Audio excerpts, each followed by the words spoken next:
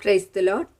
సహోదరులు భక్సింగ్ గారి అనుభవములు, దేవుడు తనకు బయలుపరిచిన దైవ మర్మములు. పిమ్మట ఏషియా అంజూరపు పండ్ల ముద్ద తెప్పించుడని చెప్పగా వాడు దానిని కూర్పు మీద వేసిన తరువాత అతడు బాగుపడెను. 2 రాజుల గ్రంథం 20:7. బేతిని అను మాటకు అంజూరపు పండ్ల ఇల్లు అని అర్థము. బైబిల్ నందు అంజూరపు పండ్లు స్వస్థతను సూచించును. 2 రాజుల గ్రంథం 20:7.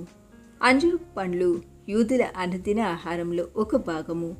1 సమూయేలు గ్రంథం 25:18. దావీదును సంతోషపరిచి ఆయన కోపమును చల్లార్చుటకై అబీగయలు అనేక శ్రేష్ఠ వస్తువులతో పాటు 200 అంజూరపు అడలను కూడా తీసుకుని వచ్చెను. 1 దినవృత్తాంతం గ్రంథం 12:38-40 దావీదును రాజుగా అభిషేకించుటకు యుద్ధశూరులు కూడా వచ్చిరి.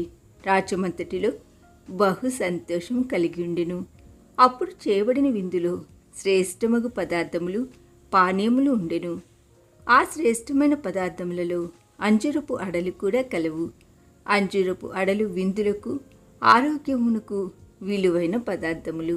అదే విధముగా బేతనియా కూడా అంజూరపు పండ్ల ఇల్లు అనగా ఆరోగ్య గృహము. ప్రభువైన యేసుక్రీస్తు మనకు నిజమైన ఆరోగ్యమునిచ్చుటకే ఈ లోకమునకు వచ్చెను. మనుషులందరూ పాపరోగము కలిగి ఉన్నారు.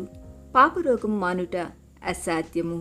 రోగములన్నిటికీ మందుల ద్వారా వేరే చికిత్స ద్వారా స్వస్థత కలుగును.